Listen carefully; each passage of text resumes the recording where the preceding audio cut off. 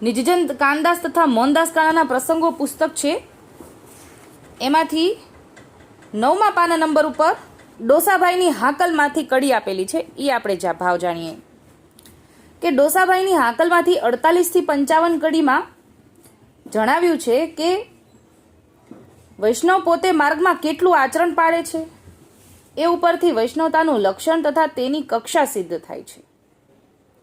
વૈષ્ણવની જુદી જુદી કક્ષા, વૈષ્ણવી વ્યવહાર અને વૈષ્ણવની અરસપરસની રીત ભાતનું ડોસાભાઈ વર્ણન કરે છે. એનો વિચાર કરીએ અને સમજીએ કે વૈષ્ણવતાની જુદી જુદી કક્ષા પામવા માટે કેવો ઉદ્યમ વૈષ્ણવે કરવો જોઈએ, એનું જ્ઞાન થાય અને વૈષ્ણવની કક્ષાની પહેચાન કરીએ. એટલે કડી આપી છે કે વૈષ્ણવજનની રૂઢી રીત, પુષ્ટિજન સંગ રાખે પ્રીત, એટલે કે વૈષ્ણવજન અને પુષ્ટિજન બે અલગ અલગ. નિજજન ઉપર જેને નેહ તેની દિશે તદ્વત દેહ, એટલે હવે નિજજન પણ અલગ. પછી તાદરસી સંગ મનોલજ કરે, વચ્ચેની કડીઓ નથી લેતી, મોટું ના થઈ જાય એટલા માટે. તાદરસી સંગ મનોલજ કરે ને અન્ય માર્ગ પગલું ન ભરે, એટલે કે તાદરસી જન પણ અલગ.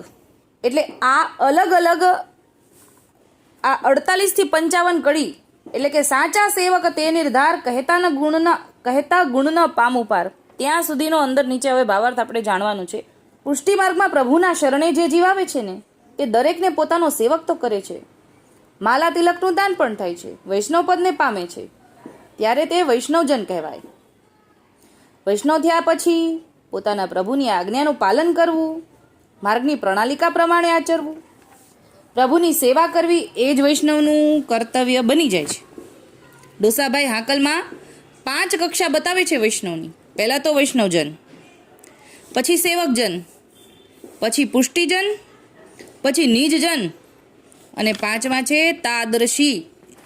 એના લક્ષણ જોઈએ કે વૈષ્ણવજન કે પ્રથમ કંઠમાં દ્રાંઠ કાંસની ત્રિસરી માળા પહેરી રાખે, ઓછામાં ઓછી 2 માળા પહેરવાનું કહ્યું છે. લલાટમાં સદા જુગલ રેખાનું છૂટું સુગંધીયુક્ત તેલૈયા કુમકુમ તિલક ધારણ કરીને રાખે. જ્યારે પોતાના સોહાગી વિષ્ણુને મળે છે ત્યારે તેના મુખ પર સદા પ્રસન્નતા છવાયેલી હોય. એમની રીતભાત, વાણી અને વર્તન વિવેકપૂર્ણ તથા સુંદર હોય છે. અને જય શ્રી ગોપાલના ઉચ્ચારથી તેમનો વ્યવહાર શરૂ થાય એ વૈષ્ણવજન. હવે સેવકજન, એટલે કે વૈષ્ણવજનથી થોડાક ઊંચા આગળ વધીએ પછી સેવકજન થઈએ. તો સેવકનો ધર્મ એ જ છે કે પોતાના સ્વામીની આજ્ઞા પાડે, 14 લોકના સુખની ઈચ્છા કરે નહીં, પરંતુ પ્રભુજીના ચરણકમળની ઈચ્છા રાખે. પોતાના ઘરમાં પોતાના પ્રભુજીનું પુષ્ટાવેલું સેવન પધરાવી પોતાના તન મન ધન સમર્પણ કરીને સેવા કરે, એ સેવકજન. એમ વૈષ્ણવજન થયા ને એ લલાટમાં તિલક ધારણ કરે અને વૈષ્ણવ સાથે સ્નેહ રાખે, ત્યાં સુધી વૈષ્ણવજન. પણ સેવા પધરાવવાનો ભાવ થાય ત્યારે સેવકજન, કે ઘરે સેવા પધરાવે, પોતાનું તન મન ધન સમર્પણ કરીને સેવા કરે. ખાનપાનનો વિવેક સમજે, લૌકિક ખાનપાન, જગતનું જૂઠણ અને અવૈષ્ણવના હાથનું ખાનપાન તથા જલપાન ન કરે તે સેવકજન. કેમ કે એમના ઘરે સેવા બિરાજે છે અને ઠાકોરજીના સેવક છે, સેવા કરે છે. પછી એનાથી પણ આગળ વધે થોડા ત્યારે પુષ્ટિજન થાય.